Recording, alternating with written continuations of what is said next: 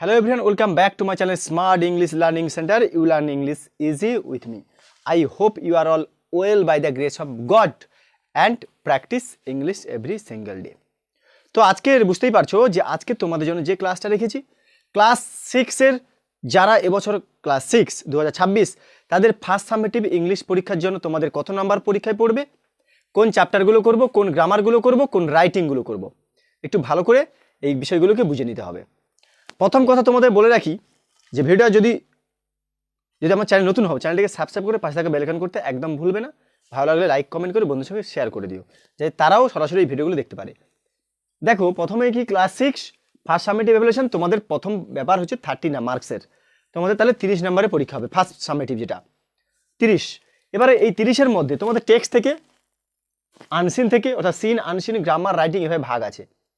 এবার বিভিন্ন স্কুল ওটা বিভিন্নভাবে তার নাম্বার ডিভিশন করে। তোমাদেরকে আমি যেটা বলবো দেখো প্রথমে টেক্সট বুক বা সিন থেকে তোমাদের করতে হচ্ছে রিভিশন লেসন থাকছে তোমাদের প্রথমে রিভিশন লেসন, অর্থাৎ রিভিশন লেসন থেকে প্রশ্ন থাকলেও থাকতে পারে। তারপর দেখো 1 নম্বর চ্যাপ্টার 2 নম্বর 3 নম্বর 4 নম্বর অর্থাৎ প্রথম 4টে নিয়ে ফার্স্ট সামেটিভ, ঠিক আছে। It all began with drip এই একটা চ্যাপ্টার আছে অলরেডি তোমরা পড়েছো। 2 নম্বর আছে দেখো দ্য অ্যাডভেঞ্চার্স ক্লন। 3 নম্বরে দ্য রেনবো, এটা হচ্ছে পোয়েম, একটা কবিতা, অবশ্যই প্রশ্ন পড়বে এখান থেকে একটা, এইটা প্রোজ থাকবে পোয়েমও থাকবে। 4 দেখো the shop that never watch, পড়লেই বুঝতে পারবে এই 4টি চ্যাপ্টার তোমাদের রয়েছে প্রথম 4টি, এই 4টি সিন থেকে, অর্থাৎ সিন থেকে তোমরা এই 4টি এবং রিভিশন লেসনের প্রশ্ন তোমরা এখানে পাবে, ঠিক আছে। এরপরে যাচ্ছে কি তোমাদের না আনসিন। এবার দেখো আনসিন বিষয়টা অ্যাকচুয়ালি কোনো নিউজ পেপার কালেক্ট করে বা কোনো বইতে তোমরা প্র্যাকটিস করবে সেই কি এগুলো আছে যে আনসিনগুলো কোন ধরনের হতে পারে, কারোর জীবনী নিয়ে হতে পারে, কোনো একটা গল্পের হতে পারে, বিভিন্ন ধরনের আনসিন হয়। তো সেগুলো একটু প্র্যাকটিসের উপর নির্ভর করে আমাদের করতে হচ্ছে, সেখান থেকে কত নাম্বার দেবে সেটা আমি বলছি একটু পরে। তারপরে দেখো তোমাদের থাকছে কি গ্রামার করতে হবে। এই গ্রামারের ভোকাবুলারিতে তোমাদের অনেক কিছু শিখতে হয়, কিন্তু নাম্বার হয়তো কোনো স্কুলে বেশি কোনো স্কুলে কম এটা করে, কিন্তু শিখতে হবে অনেকগুলো। কী কী টপিকগুলো একটু ভালো করে দেখো। গ্রামারের মধ্যে তোমরা করবে নাউন, পুরো নাউনের চ্যাপ্টারটাকে ভালো করে শিখবে আবার, ঠিক আছে। এবার নাউনের তার মধ্যে থেকে তোমাদের যেটা বেশি করে করতে হচ্ছে কি কালেকটিভ নাউনটা খুব বেশি করে ভালো করে করলে প্রশ্ন আসবে যেগুলো থেকে abstract noun, collective noun, abstract noun খুব ভালো করে, এবং কাউন্টেবল নাউন, আনকাউন্টেবল নাউন, অর্থাৎ পুরো নাউনের চ্যাপ্টারটাকে পুরোভাবে জল করে ফেলতে হবে, বোঝা গেল। এরপরে দেখো personal pronoun and possessive pronoun, অর্থাৎ প্রোনাউনের যে অনেকগুলো ভাগ 10টি ভাগ আছে তার মধ্যে তোমরা এখন পার্সোনাল প্রোনাউন পসেসিভ প্রোনাউনটাকে ভালো করে রাখো, বোঝা গেল।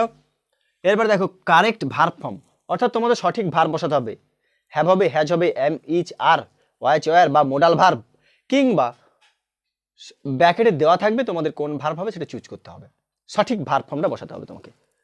এরপরে দেখো আর্টিকেল অ্যান্ড প্রিপোজিশন, তোমরা অনেকেই জানো কিভাবে প্রিপোজিশন ব্যবহার করতে হয়, কোথায় কি প্রিপোজিশন বসে, বা আর্টিকেল এ অ্যান্ড দি এর ব্যবহার, এগুলো অনেকেই আমরা শিখেছি।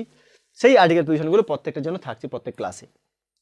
এবার দেখো নাম্বার চেঞ্জের ক্ষেত্রে কি সিঙ্গুলার নাম্বার, প্লুরাল নাম্বার যেগুলো 5-এ করে এসছো।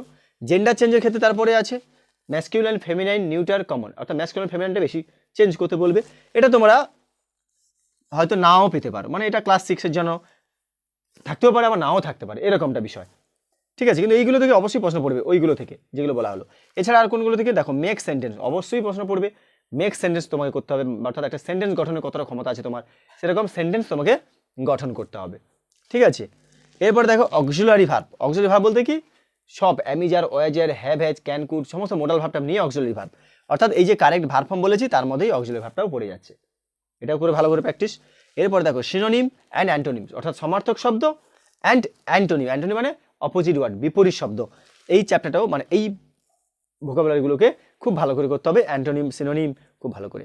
তাহলে কি কি বলা হলো, নাউনের চ্যাপ্টারটা ভালো করে করলে সমস্ত নাউন, তার মধ্যে প্রশ্ন কালেকটিভ, অ্যাবস্ট্রাক্ট, কাউন্টেবল, আনকাউন্টেবল এগুলো থাকবে, personal possessive pronoun, correct verb form, article and preposition, make sentence, auxiliary verb, synonym, antonym এগুলো থাকছে। এবারে এর ভেতর আলাদা হয়তো কিছু দিতে পারে, কোনো স্কুল থেকে দু একটা আলাদা হয়, প্রশ্ন তো আর সব স্কুলে সমান হয় না। এটা গেল গ্রামার। এবারে রাইটিং হিসেবে কোনগুলো করব একটু ভালো করে দেখো।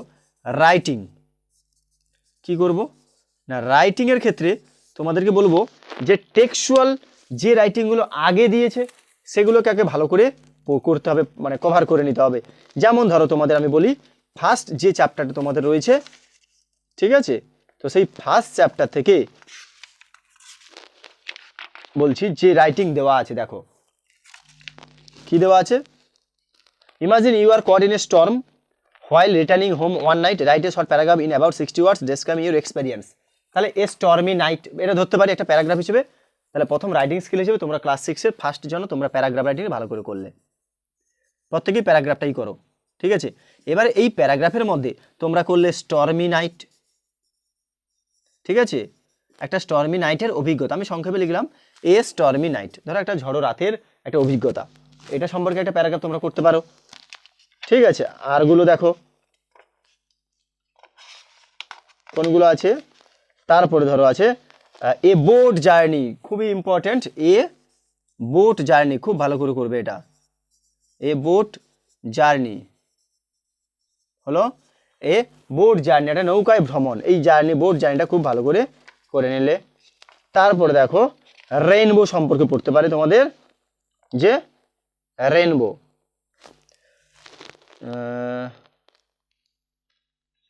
রেইনবো লিখে নাও, রেইনবো, এই রেইনবো রামধনু, এটা সম্পর্কেও তোমাদের প্যারাগ্রাফ আসার চান্স আছে, ঠিক আছে। আর কি আছে দেখো, আর একটা চ্যাপ্টার দেখে নিই, লাস্ট কি আছে, সেটা হলো